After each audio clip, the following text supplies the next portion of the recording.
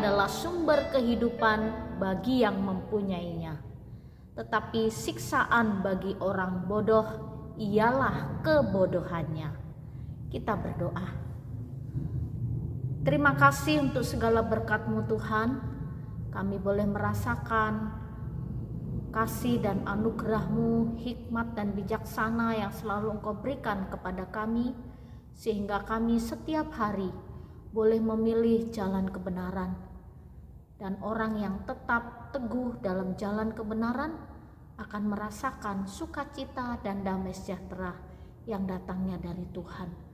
Terima kasih, bersihkanlah hati dan pikiran kami, supaya lewat hati yang bersih, Roh Kudus Tuhan terus bekerja, mengingatkan kepada kami untuk kami selalu taat kepadamu. Oh Bapa yang baik, pagi ini kami akan mendengarkan firman-Mu. Tuhan menolong kami, biarlah firman yang kami renungkan ini menjadi satu firman yang hidup.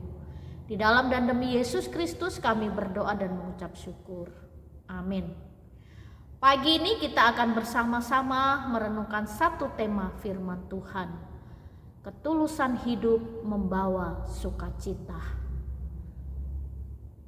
Banyak sekali di tengah-tengah pengalaman hidup kita sebagai anak-anak Tuhan, kita seringkali mengalami berbagai macam peristiwa yang membuat kita sukacita, tapi peristiwa juga yang kadang-kadang membuat kita tertekan. Lalu ketika kita menghadapi masalah-masalah, kadangkala masalah itu juga karena kebodohan kita. Lalu kadang masalah itu juga datang karena kelalaian kita. Tapi jika kita mengalami hal yang demikian, jangan terus menyalahkan diri sendiri, karena hidup ini adalah semua pembelajaran. Kita terus belajar dari diri sendiri, belajar dari pengalaman orang lain, supaya ke depannya kita hidup lebih berhikmat, lalu hidup kita isi dengan sesuatu yang menyenangkan hati Tuhan, memuliakan nama Tuhan, dan hidup kita juga kita lebih merasa tenang. Dan yang paling penting dalam hidup ini adalah membangun ketulusan hidup. Hidup dengan tulus. Jika ada orang yang menyakiti atau ada orang yang sengaja juga ingin menjatuhkan kita, dan dia juga ingin membuat kita hidup sengsara, kiranya kasih Tuhan memberi kekuatan kepada kita. Dan ingatlah, jangan balas kejahatan dengan kejahatan, tapi berbuatlah baik kepada semua orang. Apapun yang orang lain pikirkan tentang kita, mari kita berpikir apa yang kita tanam suatu hari itu yang akan kita tuai.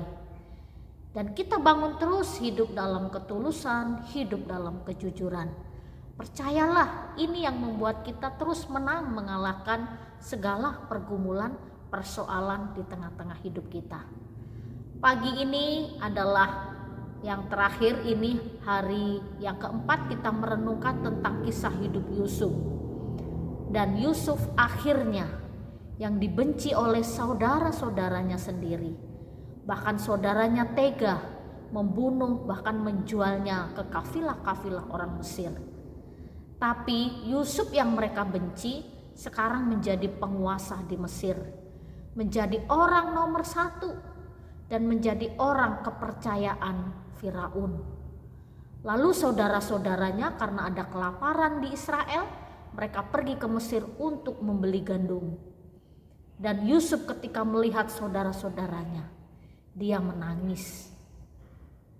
Bapak Ibu, wajarkah kalau Yusuf ingin membalas dendam, ingin menghajar mereka, bahkan mungkin ingin membunuh mereka? Apa yang sudah abang-abangnya lakukan kepadanya? Ya, kalau secara manusia wajar.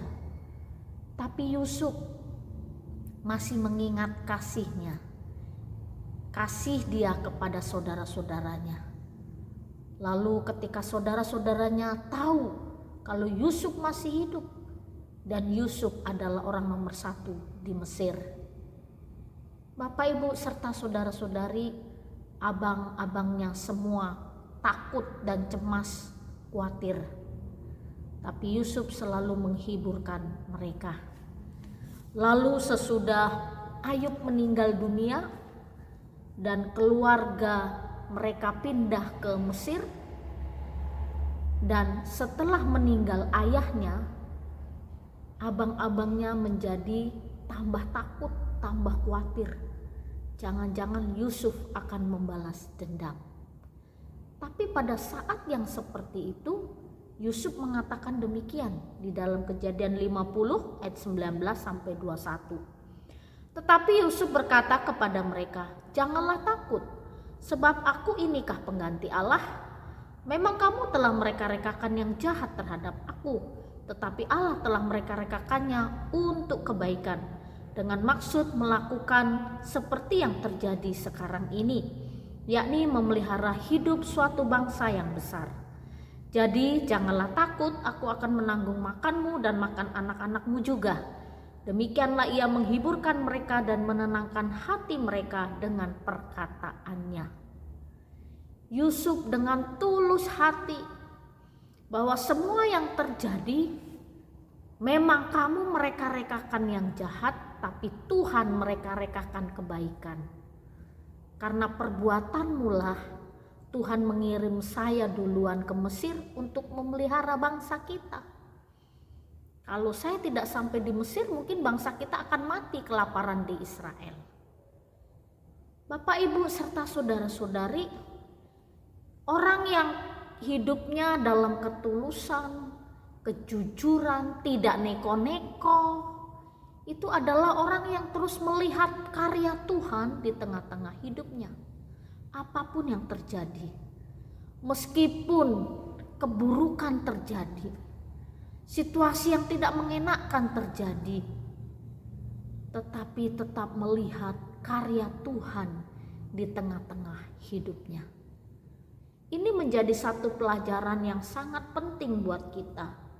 Bagaimana kita hidup hari-hari ini, banyak orang yang tidak tulus hidup, tidak jujur hidup. Mereka pikir hidup dalam dunia ini selama-lamanya, sehingga mereka berkuasa, saling menyakiti, saling membenci, saling mendengki. Nah, ini akhir zaman, tanda-tanda akhir zaman. Banyak orang yang sudah tidak waras lagi pikirannya, melakukan hal-hal yang tidak baik. Tapi bagi kita yang ada di dalam Kristus, Tuhan mengingatkan kepada kita pada pagi hari ini untuk terus bertekun, hidup dalam ketulusan, hidup dalam kejujuran. Lupakan masa lalu, hal-hal yang mungkin tidak baik yang pernah orang perbuat kepada kita. Bersihkanlah, lupakanlah, dan mari song-song masa depan. Mari kita lihat ke depan, karya Tuhan, pekerjaan Tuhan. Dan ketika kita bisa melakukan hal itu, Bapak, Ibu, serta saudara-saudari, hidup kita jadi lebih leluasa, lebih tenang, dan lebih menikmati damai sejahtera Tuhan. Ini loh jalan hidup orang yang benar. Dan kita sebagai orang yang benar di hadapan Tuhan, mari kita berjuang untuk melihat karya-karya Tuhan di tengah-tengah hidupnya.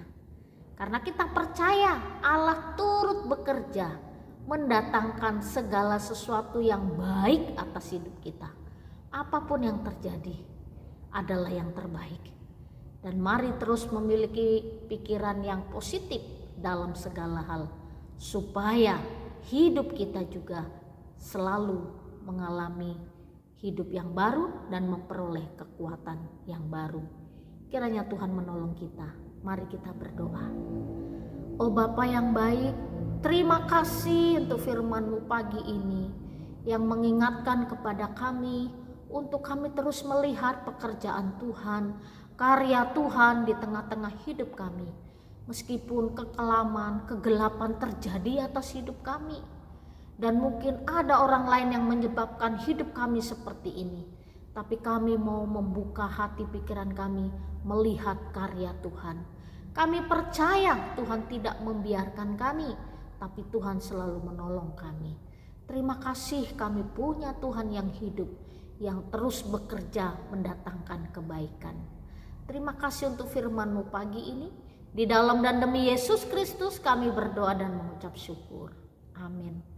Selamat pagi, Tuhan Yesus memberkati.